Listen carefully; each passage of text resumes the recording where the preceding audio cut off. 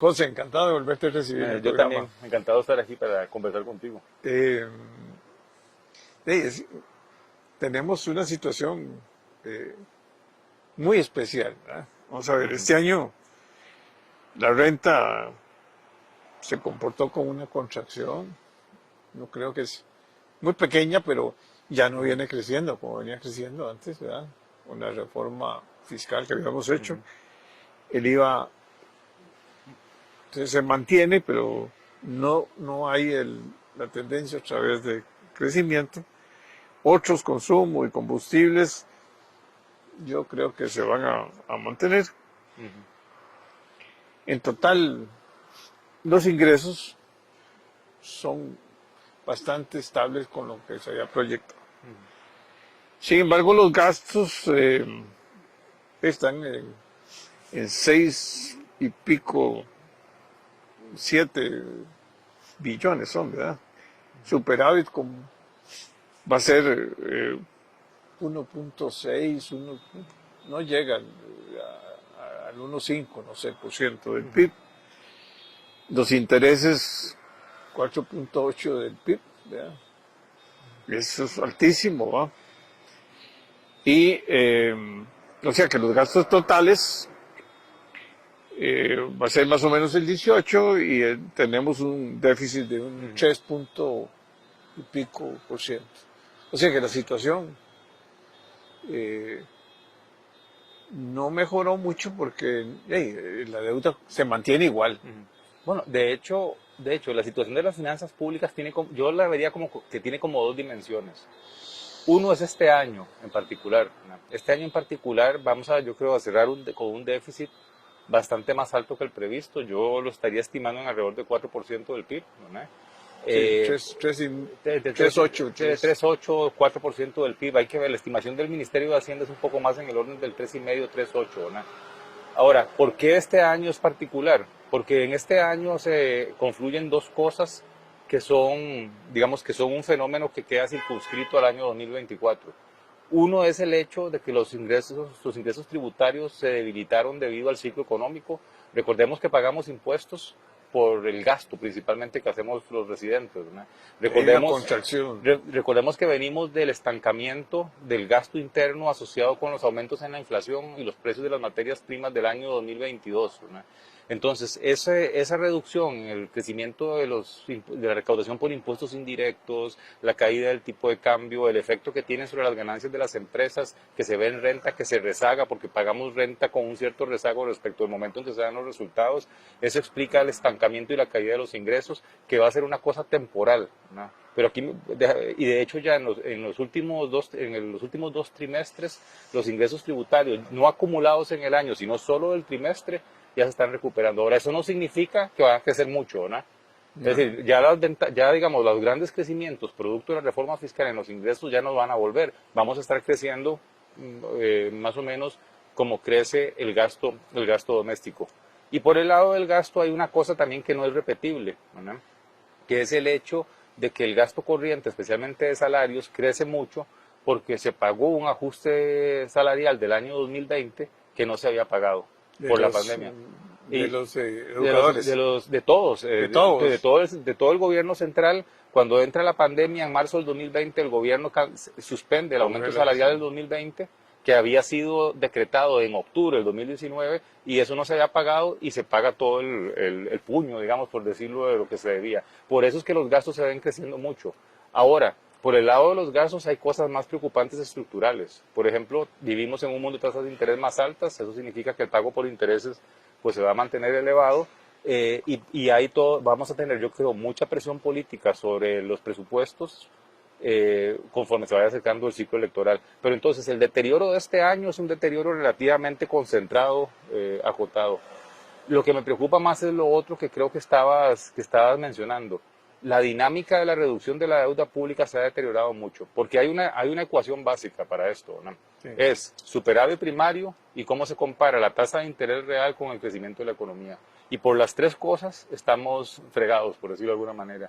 Los superávit primarios yo no creo que vayan a alcanzar el 1% del PIB, No llega. no llegan, entonces tenemos, digamos, nos hace falta un poco más de esfuerzo fiscal Y por otra parte, las tasas de interés reales ya volvieron a los niveles normales, tasas de interés reales de 3-4%, y ahí se van a quedar. Yo no creo que vayan a bajar sustancialmente las tasas en moneda local ni las tasas de colocación de Hacienda. Y el crecimiento económico apenas va a estar entre 3 y 3,5%. Entonces, todas esas tres cosas lo que hacen pensar es que los niveles de endeudamiento no van a bajar tan rápido. De hecho, nuestras estimaciones muestran que el nivel de deuda pública respecto al producto probablemente el año entrante y el siguiente aumenten un poquito, por encima del 61% del PIB. Si le añadimos a eso el hecho de que hay una parte de la deuda que seguiremos no... en manos del Fondo Monetario, porque nos Pues van a estar vigilando. seguiremos, nos van a estar vigilando. Yo no sé si va a haber convenio con el fondo, al menos este gobierno no lo quiere tener. Pero sobre todo lo que implica el hecho de que la deuda se mantenga alta es que todavía no vamos a capitalizar el esfuerzo fiscal, que debería verse en poder reducir aún más las tasas de interés que pagamos por la deuda, ¿no? Entonces la situación fiscal es una situación Pero vulnerable van a sacar todavía. $1.000 millones ahora, Eh, los últimos 1.000, ¿no? Bueno, Millones. ahí hay un tema que es un tema que se las Eso trae necesita una políticamente. autorización Claro, del Congreso, ¿no? porque vamos a ver, había una emisión este año y una emisión el año entrante, ¿verdad? Lo que el gobierno está solicitando es, digamos, debilitar un poco las metas fiscales que autorizan la emisión, porque los diputados le pusieron metas fiscales, reflejando esto que estamos hablando, que la realidad fiscal parece ser un poco menos optimista que lo que teníamos años atrás, y posponer la emisión de este año al año 2025 y trasladar la siguiente al año 2026. La Comisión de Asuntos Hacendarios, si no me equivoco, hace unos pocos días le dio el visto bueno. Para Yo los creo 1.000 que, millones. yo creo que el gobierno fue muy hábil en sembrar en ese proyecto el dulce para atraer a los diputados de oposición, que es básicamente el hecho que el próximo gobierno tendría una autorización lista para emitir 1.000 millones. Y supongo que algunos deben pensar que van a ser gobierno y están pensando en ese tema. Ahora, vamos a ver, hay muchos vencimientos de deuda. Sí, ¿eh? pero En los primeros meses. eso es un mito terrible, ¿verdad? Es un mito terrible que yo Porque creo casi que todo es tanto, interno, todo se renueva. exactamente, es un mito terrible que desde el gobierno anterior empezó a sembrar, se empezó a jugar con esa idea equivocada y en este todavía aún más. La mayor parte de los vencimientos son internos. Las personas e instituciones que tienen esa deuda van a hacer un rollover si se le ofrece una tasa decente. Entonces, más bien, te voy a decir, va a pasar una cosa que es muy interesante. Todavía una buena parte del año entrante, las tasas en dólares locales van a anómalamente mantenerse por debajo de las internacionales. Es algo que no hemos hablado nunca cuando hemos conversado, pero por ejemplo, desde el año 2022-2023, algo que no pasa muy frecuentemente, las tasas en dólares locales estaban más bajas que las tasas internacionales. Un depósito promedio en Costa Rica pagaba 3,5% en dólares y afuera las tasas de corto plazo estaban en 5,5%. Eso fue básicamente producto del exceso de financiación externa que recibió el país, que dejó un montón de personas huérfanas que tenían inversiones en dólares en bonos de gobierno, sin más alternativas que depositar en los bancos. Entonces los bancos se ven llenos de divisas asociados con esos inversionistas que quedaron huérfanos, porque Hacienda lo que hizo fue traer recursos externos para amortizar vencimientos que eran domésticos. Entonces, un poco el mito de que los eurobonos son más baratos es eso, es un mito. Las tasas locales son o iguales o incluso un poquito más bajas que las tasas internacionales. En eso hay bastante paridad. Nuestras tasas locales ya no se diferencian sustancialmente de las internacionales. Lo que sí podría ser más barato es si uno refinancia ciertas cosas con préstamos multilaterales, con Banco Mundial, BID, Fondo Monetario Internacional, pero eso sí requeriría un convenio. Pero no en el mercado. No saliendo al mercado. No, exactamente. Y más bien, si uno sigue con la práctica de pagar amortizaciones domésticas con financiamiento externo, pues en realidad lo que probablemente va a terminar haciendo es distorsionando un poco más el mercado doméstico. Entonces hay muchos mitos ahí a veces detrás de estos temas. Bueno, pero entonces vamos a seguir con un gran superávit en dólares también el año entrante. Bueno, a mí me parece que un poco el escenario hacia adelante va a estar relacionado con un mercado cambiario que va a seguir siendo relativamente superavitario. No a los niveles del año 2022. Pero, por ejemplo, factores externos como el crecimiento de las exportaciones, el valor agregado, inversiones, aspectos de este tipo, turismo, por ejemplo, que sigue teniendo un escenario positivo hacia adelante, todo eso probablemente va a conducir a a un escenario en donde vamos a tener un mercado cambiario que va a seguir siendo relativamente superavitario. Otros factores O sea, financieros, no podemos pensar que va a devaluarse. pues No pareciera. las condiciones de la economía no parecieran indicar eso, ¿verdad? Yo creo que eso podría pasar en un escenario que tuviéramos un shock externo negativo o, digamos, que empezara a haber una Unas cierta... medidas de Estados Unidos poniendo impuestos. No, Bueno, eso podría tener algún impacto cambiario, pero va a tardar un eso, tiempo, no es inmediato. eso no va a ser inmediato. No es inmediato. O domésticamente, quizás la única razón para que la moneda se depreciara es que, digamos, adrede, Hacienda especialmente, Permitimos. procurara bajar los tipos de interés de manera, digamos, artificial, ¿no? Pero eso no lo va a poder hacer porque igual tiene una demanda de inversionistas y va a tener necesidades de financiamiento interno que va a tener que satisfacer. Entonces, en un escenario en donde Hacienda se mantiene, digamos, jugando responsablemente su rol en el mercado, no creo que vaya a haber espacios para que las tasas de interés sean una fuente de arbitraje y no va a afectar al mercado cambiario. Entonces, yo creo que el escenario va a ser un tipo de cambio muy estable, probablemente. Y quizás el único elemento que podría aumentar un poco la demanda de divisas podría ser eventualmente si la economía empieza a carburar un poco más, pero eso también es algo que no se ve como una fuerza muy intensa, ¿verdad? Esta economía va a crecer, pero al nadadito de perro tradicional, entre 3,5% 4%. probablemente. Exactamente. Bueno, y en un mercado que no está claro, ¿va? ¿Qué va a pasar? Bueno, a nivel internacional, es una cosa, eso que estás diciendo es muy Una interesante. incertidumbre terrible Sí. con Trump lo que anuncia, ¿va? Porque vamos a ver, parte de los buenos resultados, entre comillas, ¿no? Y bien entre comillas, de los buenos resultados de los últimos 18 meses, tienen que ver básicamente con el hecho de que superamos un shock muy negativo. Es decir, es que a veces no tenemos idea de las cosas que nos enfrentamos. Por ejemplo, el aumento en los precios de materias primas que hubo en el año 2021-2022 tiene la magnitud en el deterioro de lo que los economistas llamamos términos de intercambio, tiene la magnitud del que se dio en los años 80. ¿No? Entonces, eso sacude la economía global, sacude la economía costarricense y ya más o menos estamos transitando fuera de ese shock negativo. Y ahora entramos en un mundo de mucha incertidumbre. Cuando las cosas parecían estar más o menos estabilizándose, entramos en un mundo en donde globalmente el triunfo de Donald Trump lo que hace es generar dudas acerca de cosas que damos por sentadas. Un poco Sí, la globalización, el tema de crecimiento de las actividades de comercio global, y también un poco que es preocupante es el tema de la independencia de la Reserva Federal, que son dos temas juntos que pueden ser complicados. La propuesta de Trump, que bueno, ya amenazó, ya siendo presidente electo esta semana, dijo que el primer día va a poner aranceles a México, Canadá y China, ¿verdad? Lo que va a provocar va a afectar las cadenas de comercio global, va a ser un shock de oferta, no quizás en el corto plazo. En el muy corto plazo probablemente lo que vamos a ver es Estados Unidos creciendo un poquito más por los aranceles. Pero cuando todo el ajuste se dé, el resultado va a ser menos crecimiento global, más inflación, ¿verdad? Pero ya no va a estar en el gobierno. Trump. Bueno, depende de los efectos rápidos. depende básicamente. Sí, porque todas las medidas que toma es bajar impuestos, aumentar el gasto, al final el problema de la mano de obra, que es bueno, el tema migratorio, complicadísimo. que si lo logra hacer, eso también es un shock negativo de oferta, porque Claro. la oferta laboral es una reducción de la oferta laboral, aumenta los costos. Aumenta los costos y además hay otra cosa importante, por ejemplo, cada dólar de, digamos, los migrantes en los Estados Unidos gastan también. Entonces, la amenaza de deportaciones o la reducción de los flujos de migrantes también le pone un freno al gasto de consumo. Y va a afectar, nos afectaría a todo Centroamérica prácticamente. Bueno, afecta a la región centroamericana. Sobre todo Salvador, Guatemala, Honduras. Bueno, a estos países los afecta directamente porque son todavía... Son miles de, millones de dólares que llegan. Y no solo a ellos, por ejemplo, la política, digamos, migratoria, las políticas migratorias de Estados Unidos y durante la primera administración de Trump estuvieron un poco en esa dirección.